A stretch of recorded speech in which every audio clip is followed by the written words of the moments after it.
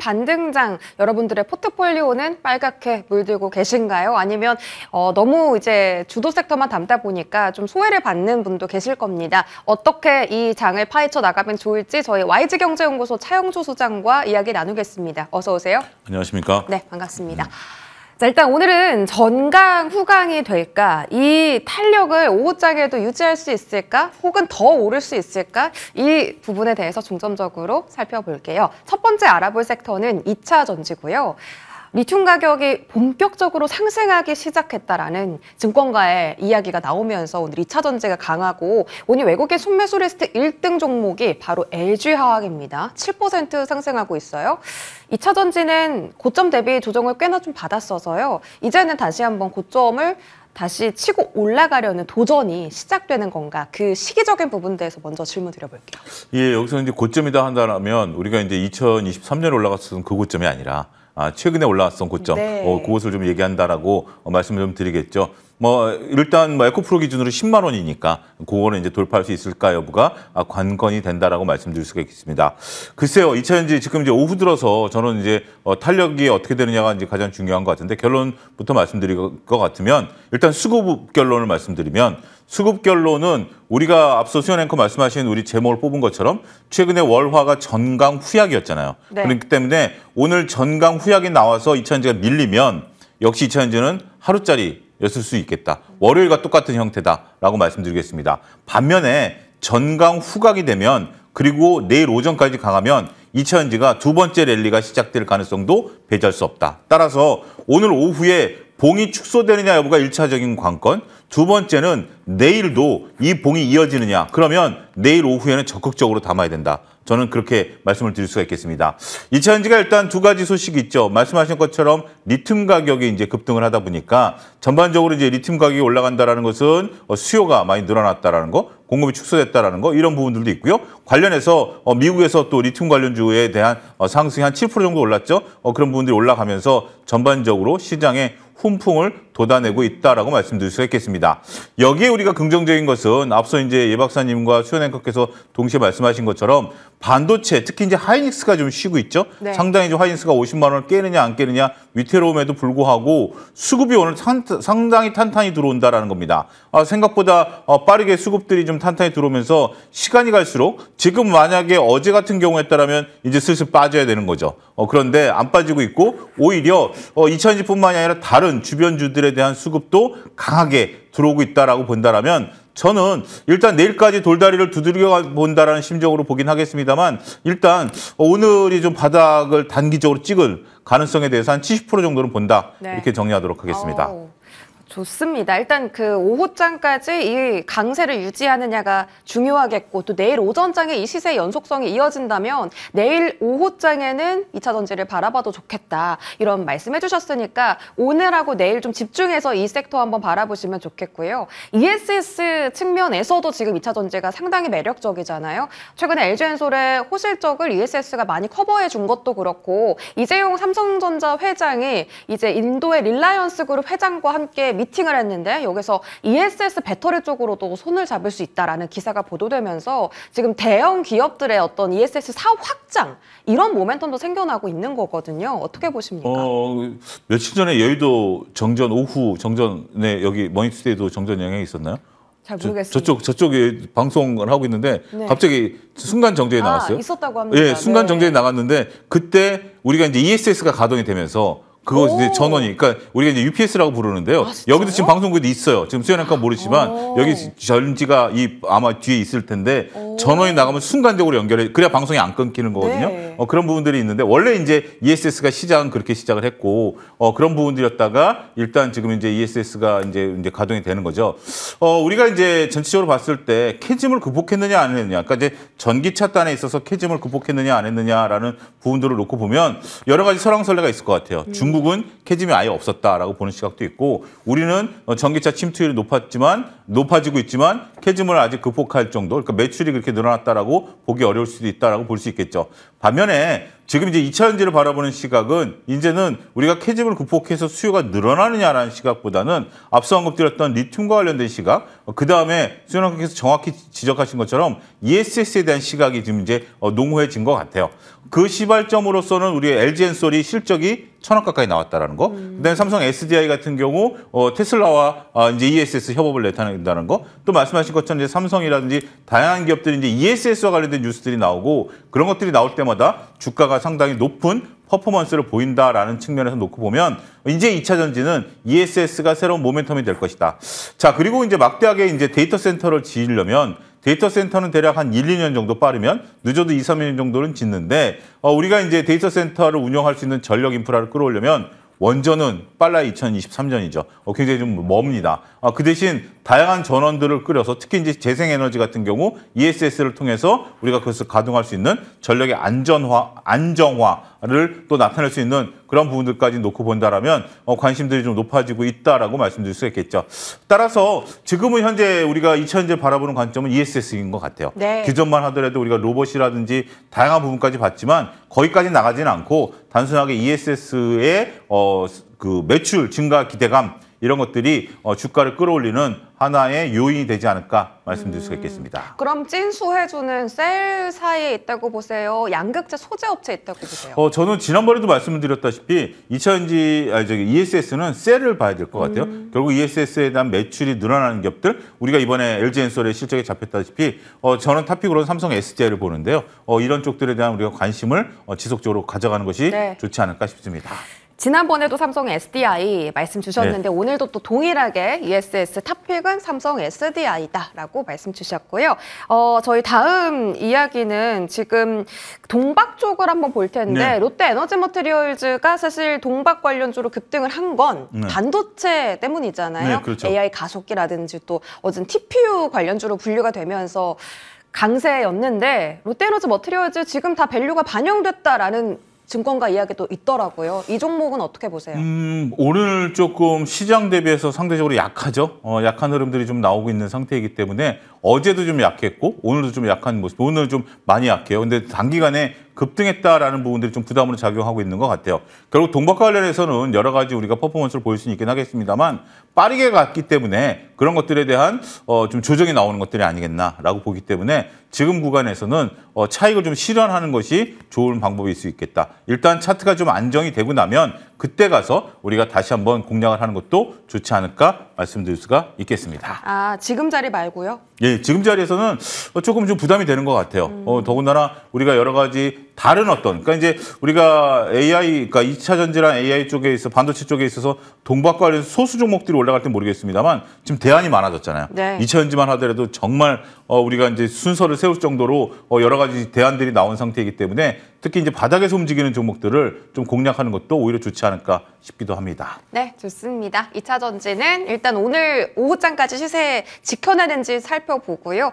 내일 또 다시 한번 다뤄보도록 하겠습니다. 다음 섹터 이야기는 원전입니다. 오랜만에 원전 그룹 액션 나와주고 있고요. 지금 뭐 정부에서 중동 순방 돌면서 이 중동 쪽으로 그리고 동아시아 쪽으로 이 원전에 대한 수주 협력 이야기가 계속 쏟아져 나오고 있어요. 튀르키예랑 아랍에미리트 MOU 쪽 이야기가 지금 원전의 주가를 끌어올리고 있는데 단기적으로 끌어올리는 것인가 아니면 이것이 좀 더 4분기까지 이슈가 이어질 수 있을까 궁금한데 우리 소장님은 사실 원전은 조금은 회의적이셨잖아요. 네. 지금 이슈가 쏟아지는 상황 속에서도 여전히 부정적이신가요? 아닙니다. 그러니까 이제 우리 원전주는 제가 이제 그동안 말씀드렸던 네. 원전주 나름대로 기대감은 기준점 뭐냐면 우리가 정책 기대감이 있을 때 해야 된다라는 점 말씀드렸죠. 맞아요. 예. 그러니까 지금은 정책 기대감이 살아 있어요. 정책 기대감이 살아 있기 때문에 지금은 원전주를 트레이딩 관점에 접근은 전 유효하다라고 봐요. 항상 원전주들을 바라볼 때는 정책 기대감에 따른 트레이딩 관점으로 접근을 했을 때만 수익을 온전히 챙겼지. 이것이 이제 조방 원전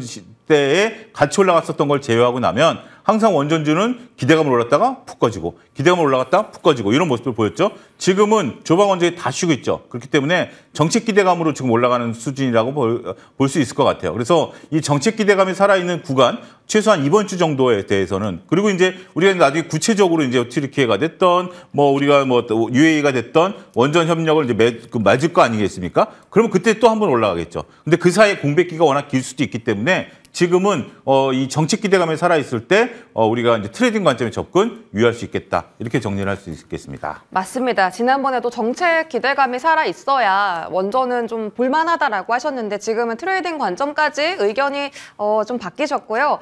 그 지금 두산 에너빌리티의 차트 흐름을 한번 볼까요? 네. 두산 에너빌리티가 97,400원 고점을 터치하고 나서 최근 네. 기간 조정이 좀 길었잖아요. 그렇죠. 거의 보시는 것처럼 한 달 내내 가격 조정을 겪었는데 오늘은 양봉이 떴습니다. 이거 의미 있는 양봉인가요?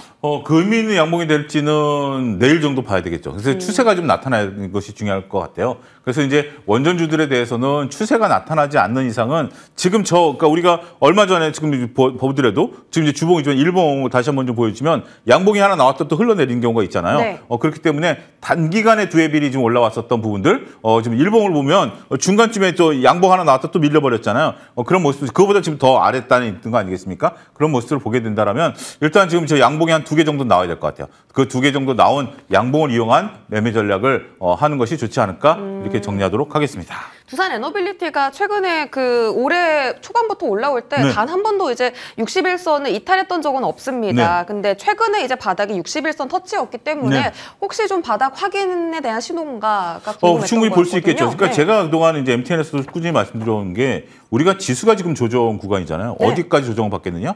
60일 이동평균선까지 조정을 받겠다라는 좀 거듭 말씀드렸어요. 네. 그 시기가 빠르면 11월 말, 늦어도 10월 중순 정도 된다라는 타임 스케줄까지 말씀드려왔거든요. 그렇기 때문에 종목들이 60일을 안 깨는 것도 굉장히 중요해요. 그래서 안 깨고 지금 반등세를 나타낸다라면 반등의 신호일 가능성은 한 70%는 되겠다. 이렇게 정리가 가능하겠습니다. 네, 지수 그리고 하이닉스까지도 61선 지지에 대한 부분에 계속 언급 주셨기 때문에 어떤 종목이든지 61선을 지지한다면 바닥일 수 있겠다라는 가능성도 체크를 해주셨습니다.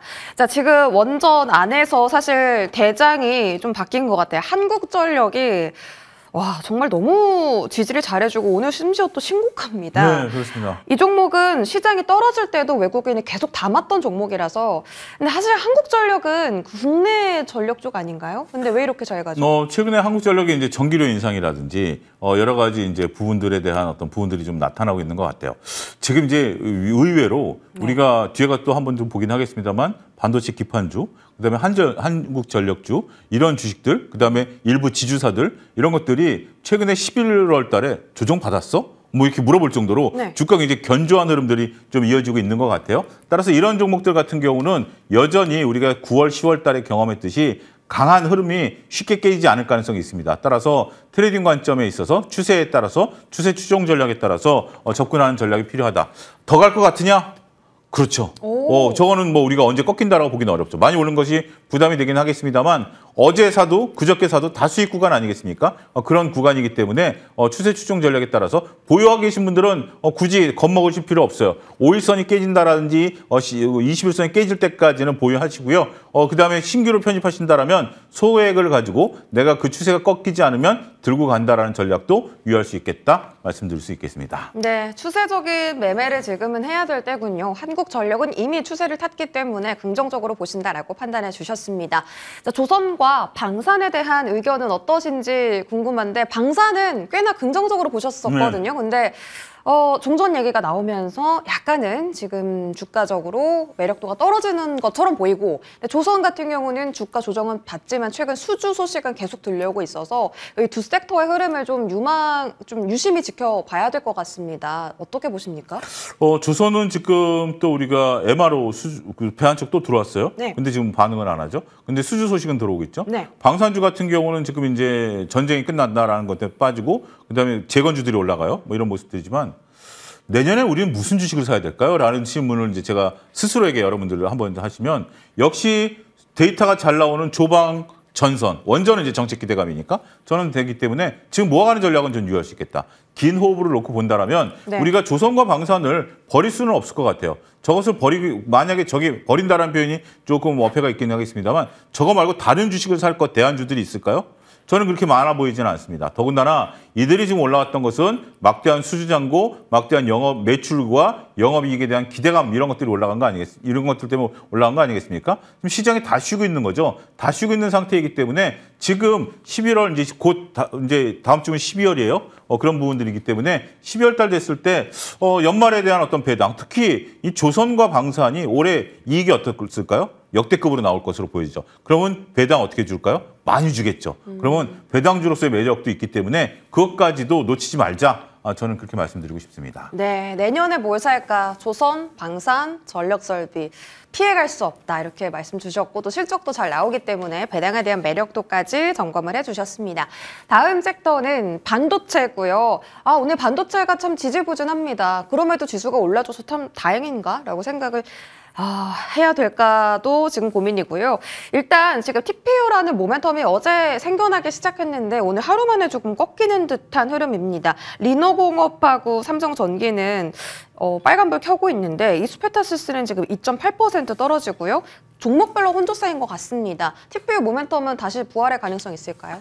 저는 TPU 모멘텀이 아직 살아있다고 봅니다. 이수페타시스는 어제 이제 갭으로 떴기 때문에 오늘 살짝 조정을 받는 거기 때문에 저거는 조정다운 조정이다라고 보기는 어렵겠죠. 네. 그리고 이제 삼성전기가 대장주로서 살아있다라고 보여지게 된다라면 저는 전체적으로 TPU가 하나의 모멘텀이 된다. 근데 TPU가 됐던 GPU가 됐던 우리 이제 기판에 대한 수요는 꾸준히 늘어날 거 아니겠습니까? 따라서 이제 기판 관련주들이라고 표현하는 것이 적절할 것이다라고 말씀드릴 수가 있겠고 기판 관련주들은 앞서 잠깐 언급드렸다시피 최근 장에 전혀 밀리지 않았어요. 네. 추세가 계속 살아있는 거고 삼성전기 기준으로 직전 고점을 뚫어주게 되면 기판 관련주들도 여전히 새로운 모멘텀이 나타날 것으로 보여지기 때문에 저는 MLCC, PCB, 그다음에 이제 TPU, 그다음에 GPU 관련한 모든 반도체에 대한 기판 관련주들에 대해서는 여전히 긍정적이다. 오히려 저는 아직까지는 겁먹을 필요는 없겠다 이렇게 표현드리고 싶습니다.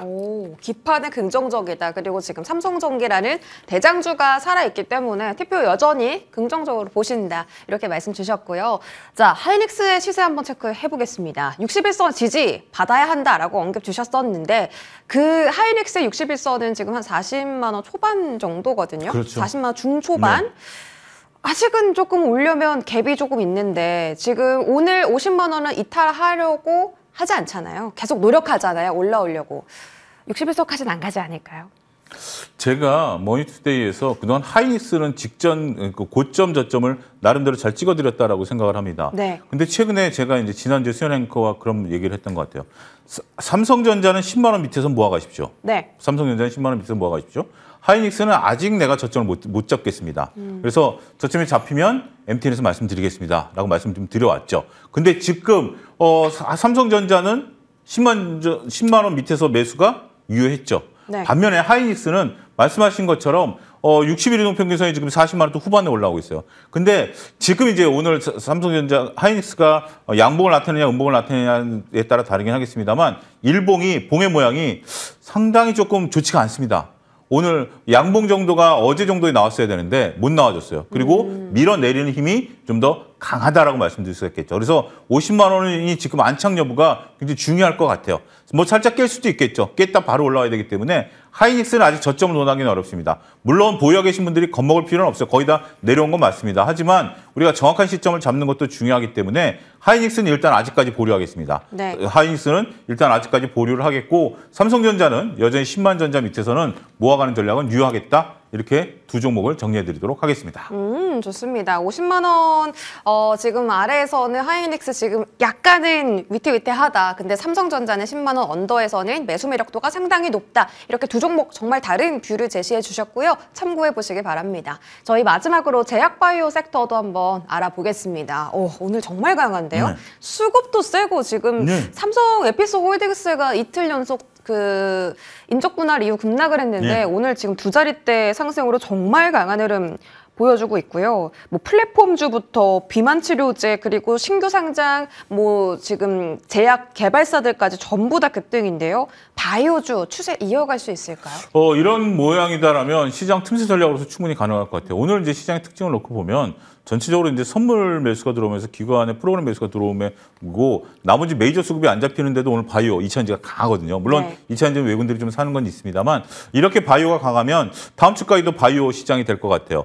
삼바까지 같이 말씀드리면 제 삼바랑 이제 에픽스 홀딩스라는 것도 제가 이제 어제 이제 MTN에서 말씀 좀 드린 게 외국인과 기관 수급을 일단 지금 겪어야 된다. 그동안 안 움직였었으니까 그런 부분들이 있었는데 지금 이제 갑자기 움직이다 보니까 상대적으로 높은 가격대의 정리가 필요하다라고 말씀드렸는데 오늘 벌써 또 그런 뭐 이제 정리 끝난 이후에 매수가 들어오는 게 나타나잖아요. 그런 모습들이 나타나고 있기 때문에 전체적으로 삼바가 저렇게 그 분할 성장한 이후에 우리가 이제 안정을 찾게 된다라면 더군다나 여러 가지 소식들이 있죠. 기술 이전이라든지 그다음에 비만 치료제 뭐 특히 기술 이전 같은 경우 연말에 돈들이 들어올 거니까 네. 그런 부분에 대한 기대감들이 높게 된다라면 우리가 바이오에 대한 관심 지금은 충분히 가질 만한 요소가 된다 이렇게 정리하겠습니다. 좋습니다. 삼성 바이오 로직스면 따로 떼서 여쭤보자면 사실 그 고환율의 최대 수혜군 중에 네. CDMO가 있지 않겠습니까? 거기다 삼성 바이오 로직스는 지금 8공장 증설 얘기가 나올 만큼 계속 실적도 좋은데 이쪽은 뭐 어제 급락대 매수 기회였을까요? 아직은 좀 되게 서두르실 필요는 없고요. 더군다나 이제 흔들림이 좀 있는 상태이기 때문에 서서히 모아가는 전략들은 좀 필요하긴 하겠습니다만 지금은 이제 삼바를 모아가기보다는 네. 오히려 지금 이제 우리가 뭐 비만 치료제라든지 미국에서 112에 대한 어떤 부분들이 또 노이즈도 나오고 여러 가지 나온 거 아니겠습니까? 그런 부분들을 놓고 보면 작은 종목들을 오히려 공략하는 게 좋을 것 같아요. 오히려 지금 셀트리온도 쉽게 안 움직이잖아요. 네. 그런 모습들 보면 오히려 제약바이오 그러니까 평상시에 저는 이제 대형주 위주로 말씀을 드리는데 네. 제약바이오는 작은 종목 위주로 공략하는 것도 하나의 틈새 전략이 되지 않을까 싶습니다. 굉장히 흥미로운 뷰를 제시해 주셨습니다. 대형주 좋아하시는데 중소형주를 보자, 바이오 안에서. 자, 그러면 포트에 기술 플랫폼 하나, 비만 치료제 하나 담는다면 어떤 종목 각각 담아볼까요? 저는 그렇다면 뭐 한미약품하고 알테오젠이 두 개가 상수겠죠. 그 부분에 대한 뭐 그다음에 이제 나머지 이제 좋은 종목들 많이 있긴 하겠습니다만 두 종목 다 지금 이제 특히 고점에서 이 폭이라고 그럴까요? 이 폭이 그렇게 얼마 높지 않은 상태이기 때문에 예. 상당히 이제 고점을 돌파할 가능성이 높은 두 주식이 아니겠나 이렇게 설명드리도록 하겠습니다. 네. 어제만 봐도 사실 제약바이오 섹터 종목들 와 신고가 부근 간 종목들 많네 했는데 그런 종목은 오늘 다 신고가를 터치하고 있습니다. 한미약품과 알테오젠 두 종목 지금 고점 경신 직전이다라고 말씀 주셨고요. 제약바이오 잘 참고해 보시길 바라겠습니다. 와이즈 경제연구소 차영조 소장과 함께하셨습니다. 고맙습니다. 감사합니다.